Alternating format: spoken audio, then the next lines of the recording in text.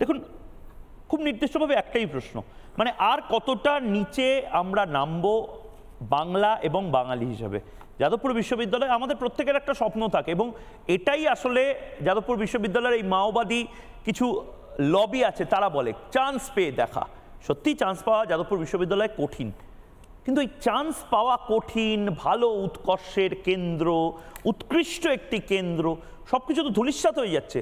Trinamool Congress budget দিচ্ছে না, মাওবাদীরা যাদবপুরকে ISI এর ডেনে পরিণত করছে, এবং তার পাশাপাশি যাদবপুরের শিক্ষকরা এই সমস্ত কিছু দেখেও চুপচাপ বসে রয়েছে। মানে যাদবপুর বিশ্ববিদ্যালয়টাও বাংলা এবং বাঙালির কাছ থেকে চলে যাবে। কাশেম ভাই, এই সুন্দর সন্ধ্যায় কি খবর শোনালে ময়ূকদা। এই যাদবপুর বিশ্ববিদ্যালয় থেকে 2003 সালে সংসদ ভবনে আক্রমণকারীর নাম হচ্ছে আফজাল গুরু। এই অতি বাম মাওবাদী টেররিস্টরা আফজাল গুরুর নামে স্লোগান দেয়, আফজাল গুরু হাম শর্মিন্দা হ্যায় তেরা কাতিল জিন্দা হ্যায়, কাশ্মীর মাঙে আজাদি, কাশ্মীর মাঙে আজাদি, মণিপুর মাঙে আজাদি, এ আজাদি ঝুটা হ্যায়। আর পশ্চিমবাংলার একজন তোষণ এবং তুষ্টিকরণ মুখ্যমন্ত্রী, নাম তার মমতা বন্দ্যোপাধ্যায়, 2005 সালে যাদবপুরের নির্বাচন হয়, পাশেই ভাই বসে আছে যাদবপুরের প্রাক্তনী। ওই নির্বাচন যখন আসে, ঠিক এদের দেওয়ালে লিখনটা তখন বোঝা যায়, নো ভোট ফর বিজেপি। আসলে সিপিএম, এসএফআই, অতিবাম, ঝান্ডুবাম, মাওয়িস্ট যারাই আছে সব এরা এক সূত্রে গাঁথা।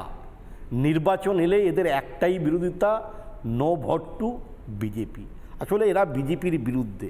এই কাশ্মীর মাঙে আজাদি, ভারত বিরোধী স্লোগান, এটা আমরা যারা রাষ্ট্রবাদী মানুষ, আমরা যারা রাষ্ট্রের চেতনায় নিজেদেরকে উদ্বুদ্ধ করি, এটা কখনোই আমাদের পক্ষে মানা সম্ভব নয়। তাই আমি কেন্দ্রীয় সরকারের কাছে, কেন্দ্রীয় সরকারের যিনি হোম মিনিস্টার আছেন তার কাছে আমি লিখিত চিঠি দেব, দিয়ে বলবো যে যাদবপুরের হিত গৌরবকে যদি ফিরিয়ে আনতে হয়, যদি পাকিস্তানে সার্জিক্যাল স্ট্রাইক হয়, আমার দেশের মধ্যে, আমার দেশের খাবে, আমার দেশের পড়বে, খুব গোদা বাংলায় আমি বলছি, আমার দেশে লালিত পালিত হবে আর আমার দেশের বিরুদ্ধে স্লোগান দেবে, আমি একজন রাষ্ট্রবাদী মানুষ হিসাবে এটা আমার কাছে অত্যন্ত মানে দৃষ্টিকটু। তাই এখানে এই যাদবপুর ইউনিভার্সিটিতে একটা সার্জিক্যাল স্ট্রাইক হওয়া উচিত। আর এই কিষাণজি কিংবা মাওয়িস্ট আর এই তৃণমূল কংগ্রেস, এদের মধ্যে তফাৎ নেই। এরা মুদ্রার এপিঠ ওপিঠ, এরা সব এক। নির্বাচন এলে এদের শুধু স্লোগান থাকে বিজেপির বিরোধিতা করা। আর যাদবপুর বিশ্ববিদ্যালয়ে তৃণমূল কংগ্রেস এবং মাওয়িস্টরা ধ্বংস করেছে। যাদবপুরের হিত গৌরব ফিরিয়ে দিতে হবে, বাঙালির সত্তা ফিরিয়ে দিতে হবে। যাদবপুরে অবিলম্বে সার্জিক্যাল স্ট্রাইক করে এই দেশদ্রোহীদের আমি পিসিআরকে বলবো শ্রমিক ভট্টাচার্য যে প্রশ্নটা করেছিলেন সেইটা যত তাড়াতাড়ি পারা যায় আমরা প্লাজমাতে দেব, কিন্তু আমি একবার পড়ে শোনাতে চাই। পার্থপ্রতিম বিশ্বাস, পার্থপ্রতিম রায় দুজনেই বললেন যে যাদবপুর বিশ্ববিদ্যালয়কে কোনোদিনই যে জিনিস ছিলই না সেই জিনিস ড্রপ কি করে হবে। কিন্তু এখানে minister of state in the ministry of education doctor Sukanta Majumdar তিনি নির্দিষ্টভাবে ভারত সরকারের পক্ষ থেকে লিখেছেন যে UGC has decided accordingly the EEC recommended the UGC to drop the Jadavpur University from the list of IOE institutions. সেই চিঠিটা এই মুহূর্তে এক্সক্লুসিভ ডে আমরা আপনাদেরকে দেখাচ্ছি। Recommendation of EEC were placed before the commission and the same was agreed to. অর্থাৎ নির্দিষ্টভাবে বলা হচ্ছে ইইসি মানে কি, empowered experts committee considered the revised proposal of the Jadavpur University and observed there was a steep decline in the budget. অর্থাৎ যে কথাটা বলা হচ্ছিল বাজেটের কথা, সেই বাজেট ৩,২৯৯ এর থেকে ৬০৬ কোটি টাকা সেই বাজেট করা হয়। কি করে রিসার্চ করবে এরা, কি করে গবেষণা করবে, টুকরে টুকরে গ্যাং কি করে সামলাবে? মানস ভট্টাচার্য এই মুহূর্তে রয়েছেন, মানস ভট্টাচার্যের কাছে যাব এবং পিসিআরকে বলবো সারফেসে আমাদের গোল করে এই অংশগুলো আমাদের প্রতিনিধি যারা রয়েছে নিউজ রুমে তারা আরেকবার দেখাবে। কিন্তু এই মুহূর্তে মানসবাবু দেখো, যে বিশ্ববিদ্যালয় ঋষি অরবিন্দের হাত ধরে গড়ে ওঠা, জাতীয়তাবাদীদের অথবা রাষ্ট্রবাদীদের পীঠস্থান হতে পারত, সেইটা কি করে বিচ্ছিন্নতাবাদীদের অথবা টুকরে টুকরে গ্যাংয়ের পীঠস্থান হয়ে উঠল, এটা নিয়ে নতুন করে গবেষণার প্রয়োজন আছে।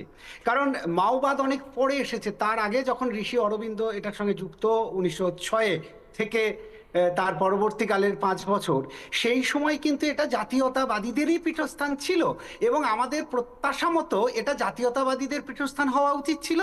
কিন্তু সেই কাজ আর হচ্ছে না, যেটা এর আগে একজন স্যার বললেন যে সেই এক্সেলেন্স কাজ হচ্ছে না।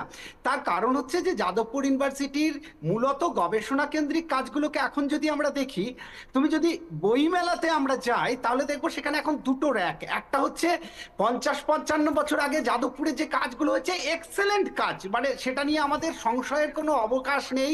সেখানে ইন্ডোলজি নিয়ে, ভারত তত্ত্ব নিয়ে, ভারতীয় দর্শন নিয়ে বা ভারতীয় পরম্পরা নিয়ে, জাতীয়তাবাদ নিয়ে যত গবেষণা হয়েছে তার কোনো তুলনা নাই। এখন প্রশ্ন হচ্ছে যে এখন যে জায়গাতে মানুষদা আমি দুঃখিত, তার কারণ এই মুহূর্তে আরেকজন প্রাক্তন উপাচার্য বুদ্ধদেব সাউ এই মুহূর্তে রয়েছেন। বুদ্ধদেব বাবু, আপনি ইতিমধ্যে জেনে গেছেন খবরটা, কিন্তু আরেকবার বাংলার দর্শককে আমি দেখাতে চাই। আমাদের নিউজ রুম থেকে সুখেন্দু রয়েছে, যে লিখিতভাবে জানিয়ে দেওয়া হলো ড্রপ ফ্রম দ্য লিস্ট, সেটা একবার সুখেন্দু যদি সেই অংশটা একবার বাংলার দর্শককে দেখাও, জবাব চাই বাংলার দর্শককে দেখাও।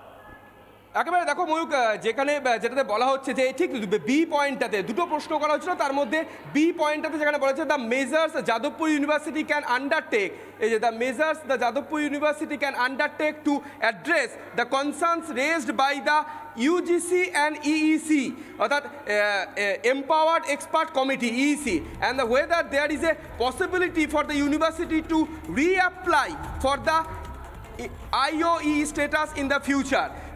যেটা হচ্ছে বলা যাচ্ছে যে ইনস্টিটিউট অফ এমিনেন্স সেই স্ট্যাটাসটা ভবিষ্যতে থাকছে কিনা, তার উত্তর দিচ্ছেন কে?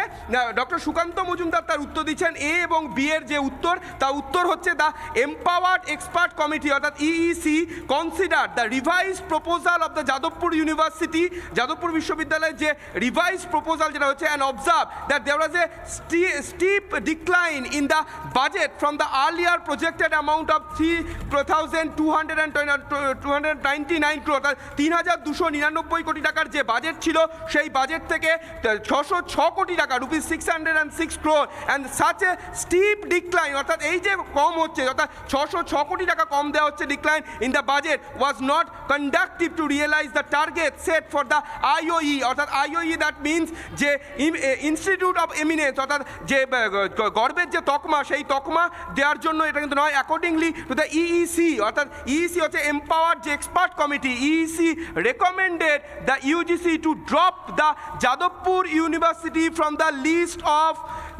list of IOE institution, অর্থাৎ যে অনেক ধন্যবাদ সুখেন্দু, আমি তোমার কাছে আবার আসার চেষ্টা করবো, কিন্তু ড্রপ করে দেওয়া হলো আইইসির যে লিস্ট, সেখান থেকে ড্রপ করে দেওয়া হলো যাদবপুর বিশ্ববিদ্যালয়ের নাম।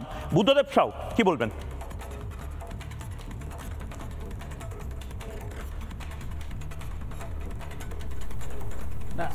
দেখুন, কি কারণে হয়েছে সেটা তো এই মুহূর্তে আমার কাছে ক্লিয়ার না। বাজেটটা বলছে, এখানে ভারত সরকারের যে চিঠি, সেখানে বলছে যে বাজেট ভয়ঙ্করভাবে বাজেট কম করে দেওয়া হয়েছে যাদবপুর বিশ্ববিদ্যালয়। হ্যালো, হ্যাঁ বলুন।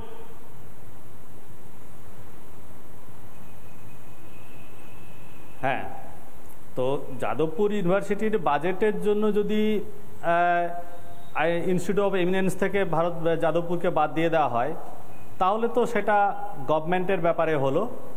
তো যদি অন্য কোনো কারণে হয় যে যাদবপুর ইউনিভার্সিটির গবেষণার কোয়ালিটি, টিচিং, এইগুলোর কোয়ালিটির উপরে যদি বেস করে যদি এটাকে ক্যান্সেল করা হয়, তাহলে হয়তো আমি কিছু বলতে পারি। যেমন ধরুন, এই মুহূর্তে যাদবপুর ইউনিভার্সিটির যে রিসার্চ কোয়ালিটি, সেটা আগের থেকে যে খুব খারাপ হয়ে গেছে এরকমটা আমার মনে হয় না। কেননা দেখা যাবে যে বেশিরভাগ টিচার, যে ধরনের টিচার আগেও ছিলেন, এখানেও অনেক টিচার আছেন ঠিক একই তুল্য। দেখুন, সব জায়গাতে সব সময় কিছু না কিছু গণ্ডগোল থেকেই থাকে, কিন্তু সেটার উপরে বেস করে ইনস্টিটিউট অফ এমিনেন্স যাদবপুরকে বাদ দিয়ে দেওয়া হবে, আমার মনে হয় না সেটা হয়েছে বলে। সেটা যদি হয়ে থাকে তাহলে সেটা ঠিক নয়। তবে কোয়ালিটির দিক থেকে আপনি দেখুন না, আমাদের ইউনিভার্সিটি থেকে এখন তো অনেক 2% সায়েন্টিস্টের মধ্যে প্রচুর সংখ্যায় টিচার আছে, তো তাহলে কি 2% সায়েন্টিস্ট যারা দেখছেন অক্সফোর্ড থেকে, তারা কি তাহলে কি সঠিক দেখছেন না, নাকি তাদের 2% সায়েন্টিস্টের কোয়ালিটি যে মেজারমেন্টের যে পদ্ধতি সেটা সঠিক নয়?